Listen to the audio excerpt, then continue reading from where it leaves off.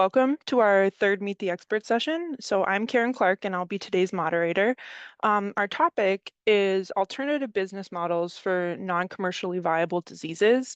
And today we are fortunate to be joined by our expert panelists, Deanna Portero and Stefano Benvenuti. So I'll start with Deanna. She is the current vice president of the Orphan Therapeutics Accelerator, which is a nonprofit that aims to rescue promising therapies for ultra-rare diseases that have been abandoned due to no commercial interest. For those of you that were around for phase one, you may recognize her name, and she worked with PJ at the NIH as an analyst during that time. Stefano Benvenuti is head of public affairs and market access at the Fondazione Telethon. And we're very excited to hear about the nonprofit perspective and the charitable organization perspective. So the first question that we got was more of a discussion topic. Somebody asked, I would like to discuss diseases that are not N of 1, but in the thousands. So kind of that middle ground where they're still not commercially viable. So just like, I guess, thoughts on that. Yeah, I can start on that, and then Deanna, if you want, please comment. I think that as I was mentioning, if you are in the thousand, your fixed costs are not so relevant, so you could be sustainable, but probably you cannot pay back investors at the rate they expect to be paid. So the problem is not really to be sustainable once on the market, but it's how to finance your development if you don't have access to a different kind of investment. So I think there charity and philanthropic and public funds can really play a role, because if you're in the thousands, that's not profitable for somebody who has to look for capitals on the market and needs to pay back those investors, but can be sustainable for organizations like us. And we do not have to pay back investors, but with 1,000 patients, we could have a reasonably, sustainable price and commercialize and distribute the therapy. I mean that's a great start. I'd say that prevalence is not the only thing to look at when you're really evaluating whether something is economically viable and for whom. It ends up being a lot more complex as you look at what the treatable prevalence is, as you look at the difference in dynamics between one-time recurring, when you factor in potential impact, right? Is this life prolonging? Does the cohort grow? So I think that there's so many variables that go into what the prevalence is and where economic viability is, and that's not even factoring in COGS also, right? What's the cost of goods factor, which can be enormous. We could be talking about a small molecule that we're talking about, production costs that are just so much dramatically lower than, let's say, whether ex vivo gene therapy or systemically administered AAV-based gene therapy for larger adults, right? Or like for adults or larger adolescents. So there's so many factors that I think my biggest response to that question is to complicate that relationship between the prevalence figure and what economic viability is as well. I think Stefano hit on the most important one, which is what is that acceptable what is the acceptable return question, right? Are you an organization that is nonprofit and also already in a position to accept losses, right, or accept breaking neutral, right? Are you in an organization that's maybe nonprofit that's seeking to scale and has other constraints? Are you an established biopharmaceutical company that is part on your strategic journey? That there's such a range of complex factors that really intercede between performance and economic viability.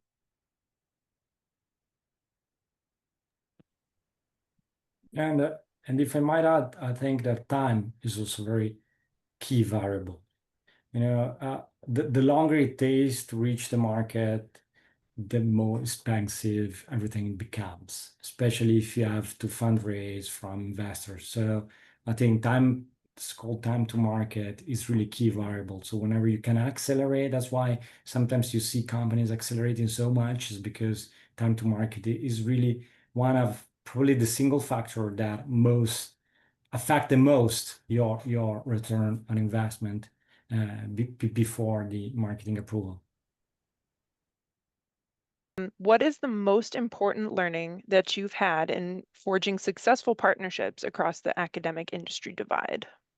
The most important thing is that if you're an academic and what you are committed to is to bring your therapy to the patients, that should be the objective of your deal. So the point is, your deal should focus on the fact that this product is developed up to access to the patient. And then everything else is built around that. So, return clauses, and you could even sacrifice a bit of economics, in terms of pre-financing or payments and so on, just to be sure that the product is brought to patients. So I think that that's the single key aspect that is very interesting, is that you should be very focused. And as I was saying before, you should think that the partnership could end at some point. So somehow the deal should embed the exit. What if things doesn't go the right direction? So I'd say my answer is complementary to Stefano's. I very much agree that getting the treatment to patients is the core of what a lot of us are motivated to do in this room, whether academic or nonprofit mission, oriented organizations. I think that when forging these agreements, it is extremely useful to have someone on your team that is really thinking about what's in it for them, what's in it for the other person on the other side of the table, and is actually almost like you'd have a patient advocate and an industry team. You might want to have an industry advocate on your, sort of nonprofit team, your academic team, right? That's, really crystallizing that case for the partnership for them. That's identifying what are the additional pieces of value that we actually have to offer that we might not even be thinking about putting forward to increase the deal, because to us it's sort of neutral, but to that organization it could be significantly valuable. And when these often will during negotiations, you'll hear whoever is on the other side of the table will identify some of their constraints for you, and they won't identify them over and over.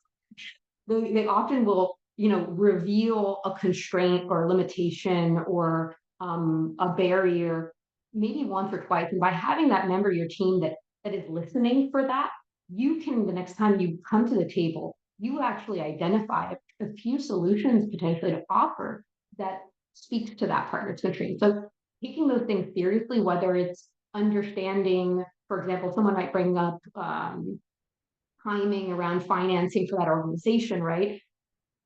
Rework the deal so that it goes through 9 months from now, a year from now, right? There is, I think that there is sometimes a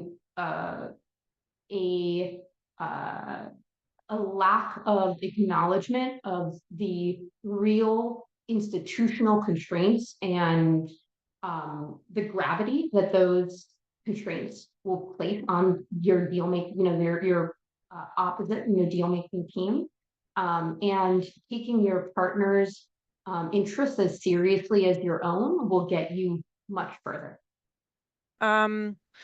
So Stefano, I like that you kind of phrased it as, what do you do if you divorce?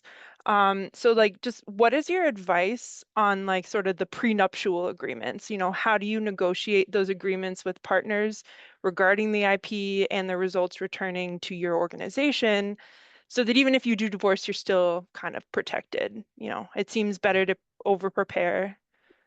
Yeah, I think that you mentioned one of the key aspects is that all data should be given back to you.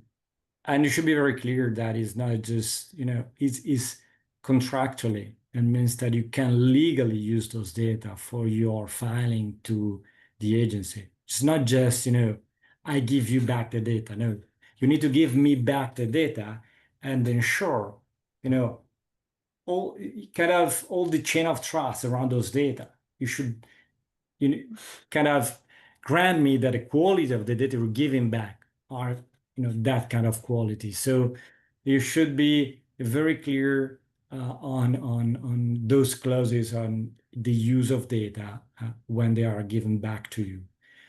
Another key aspect is manufacturing, at least for cell and gene therapy, is really key.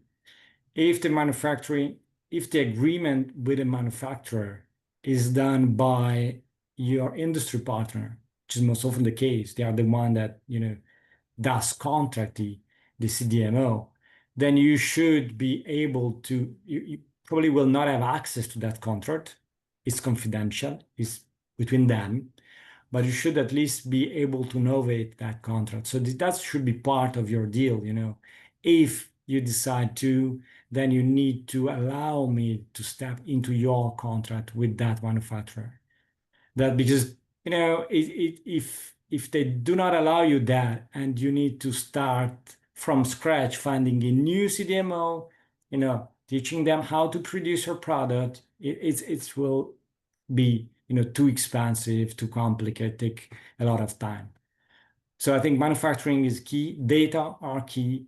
And the third part is that you want to be part of the whole development process. So when you out license, it's not just you delegate somebody else doing your job. You should be part of the process. One of the things we always ask is, our clinical center should be one of the centers included in the clinical trial. Why? Because if you are part of the process of developing the product, then when they give you back thousands of files of data, informations, legal aspects, you know what you're looking at, you know where to look. I don't know, a BLA is like 20,000 pages, right? So if they gave you back a dossier and you haven't followed it for years, it would be extremely complicated to understand where to look at. So that's the other part. You want to be always involved. So I think these are the three, I would say, key pillars. Have your data back, have access to manufacturing, and be always involved in the process. And from our experience, I'm not sure this is kind of really necessary or not, but to have a regulatory person on your side that can talk with the regulatory person on the company side and understand what the regulatory strategy is on their side is also very important, because most often you cannot change so much in the regulatory strategy. So how you approach the authorities, what are the steps, which kind of data the regulators expect from you, and so on and so forth. You cannot change it, or very extremely difficult to change it. So regulatory agencies tend to be quite agnostic to who is the owner of the program. If they agreed with the previous owner that you need to run that kind of trial with those outcomes and so on and so forth, they don't care if the owner of the program change. They expect exactly the same that was already agreed with the previous one. So to have somebody on your side who is part of those discussions, at least as a listener, and can understand what is agreed by your industry partner with the regulatory authority is also very important, because that allows you to pick up your program where it is and move forward instead of having to rebuild everything from scratch.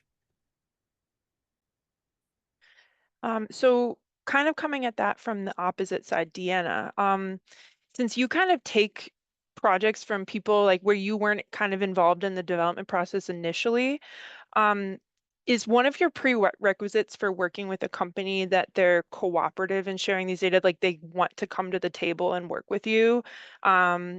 you know, because they're shelving their programs, are they still interested in really closely guarding their IP and their results, even if stuff is proprietary? Groups that speak with us are inclined to see the program move forward. They're quite motivated, and they typically don't have a lot of options.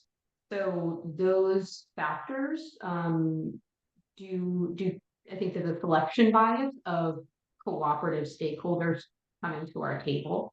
That could change somewhat in the future as we expand our surveillance programs and are more, you know, take on different modes of identifying distressed assets that meet our criteria.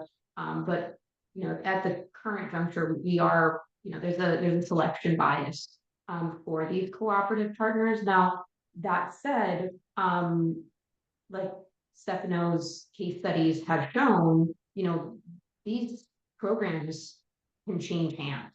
And there can be a series of handovers. And there certainly can be barriers related to that. So, you know, when a program has gone from academia to biotech 1 to biotech 2 back to academia, the data that academic program may be able to supply us may be incomplete. And I think that,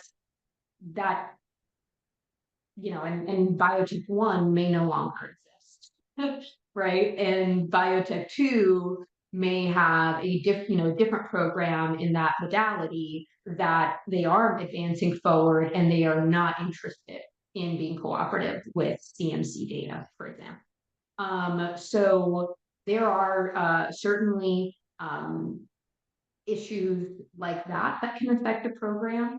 I think we strategically are focused on the lowest hanging fruit, in particular because we are, you know, our organization was incorporated about 12 months ago. We got our 501c3 status about 6 months ago. We are making incredible progress, but we have very large ambitions with regards to the scale we want to operate at. And, you know, I think on the asset criteria that I shared, one of those criteria did relate to the IP environment. And you know, we evaluate every asset holistically, but with regards to, you know, its fit for our initial program, if there's, you know, big gap and there's not clear way to get traction in filling those gaps, that definitely works against an asset, because that, you know, either increases the time or the money or the risk for that program, or maybe all three. Probably all. So you know, I think again in the future we are going to have more cases where we're going to navigate those obstacles, but for now we recognize those obstacles and try to avoid. When transitioning from a clinical grade drug to a commercial grade drug for an ultra rare disease, where can you get the money for this transition, or how else can you address these manufacturing requirements? First, if it's an AAV kind of gene therapy, what we're trying to do is to build a bit of our own facilities or CDMO, because we realize, as you, that CDMOs on the market tends to be super expensive. So on one side, there are some requirements from the regulatory agencies, which are probably not so easy to understand for me as they are for you. But to say, you know, that brings up the cost. Like, for example, all the stability you have to run, all the contingency plan they need to have in place, because once you're on the market, one is commercial product, you cannot interrupt the production. So the CDMO needs to guarantee you and the agency that they can produce the batch, continuously somehow. So there are some elements that justify a bit of the higher cost, but there are also some considerations that are more, business side, like, well, it's commercial. This will become a product. You're going to sell it. So you're going to make money. So it's just allowed to charge you more because of that. That's as simple as that. In our case, to charge like 30% more from the day before to the day after you got the market authorization, just because now it's on the market, so you need to pay more. So, there are some business consideration and some real regulatory issues that once you're on the market, everything is so much more complicated. Your CDMO needs to tell you with X months in advance everything they want to change in terms of vendors, providers of ingredients, instrument. Every instrument should be kept up to date. All the things need to be tracked. So there are real additional costs once you're on the market, when you manufacture for a commercial product. But a lot of it is also, just markup from their side. So I think that in a way, and this is at least in Italy, and I think in Europe, it's still lacking some CDMOs that are, commercial grade ready, but not so greedy or so profit looking as most of the current CDMOs that are commercial grade. And so we launched a couple of years ago, well, 5 years ago, our own CDMO for AAV, trying to strike this balance. So it's a for-profit company, but is owned by us. So it's should be a bit less greedy than other CDMOs. So it's a tough nut to crack is the first thing I just want to validate that it is a legitimate barrier and concern, and one that I think everyone who is trying to make that transition encounters. I think it's part of why we have moved, while we emphasize the risk sharing strategies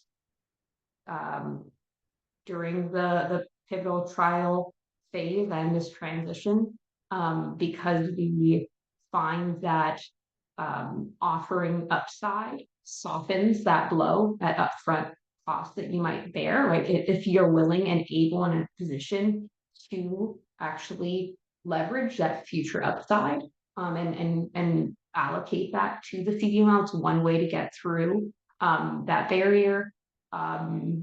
Another element that you may want to look into, or that I've found to be a potential opportunity in this space, is that any CDMO BD person will tell you the truism: you can't get a commercial client until you've had a commercial client, right?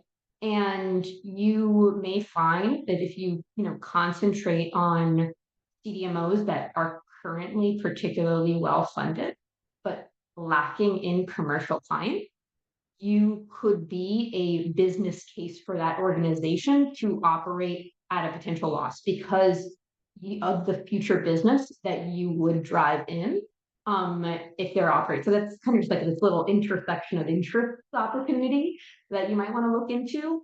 Of course, also looking at CDMOs with demonstrable mission aligned interest in the space. So one way to do that is to look at CDMOs that are affiliated with mission-oriented organizations, whether like the CDMO Stefano machines, or CDMOs in our clinical development network, or CDMOs that have, perhaps, blossomed out of academic programs from, some of the hubs of these gene targeted therapies, because there's a number of CDMOs that have kind of evolved out of academic centers to fulfill the needs of academics.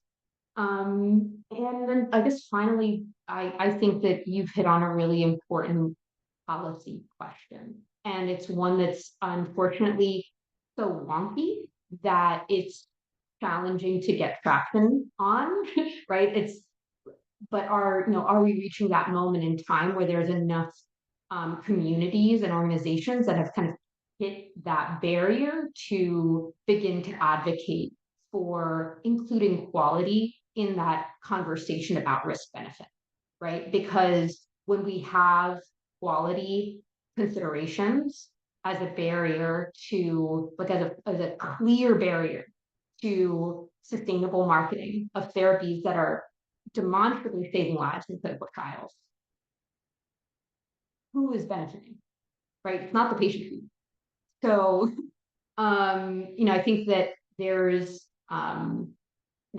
that emerging opportunity to kind of to build more coalitions around this topic, and that I want to validate it's sometimes it seems outlandishly inappropriate considering the likelihood of patients just simply either like dying perhaps or living demonstrably worse lives because we're not meeting the standards of that are developed for extremely different circumstances. Well, thank you guys for being willing to speak with us today. We definitely learned a lot, and I think, some of these people who are, in that kind of early stages, the more prepared you can be, going forward, the better, as far as I think most of us are concerned. So, yeah, thank you for being here and sharing your knowledge. Thank you very much for the invitation. That was very, very, very nice. Thank you. Alrighty. Thank you. Thank you. Yes. Bye. Okay, Bye, bye have a nice everybody. day. Bye-bye.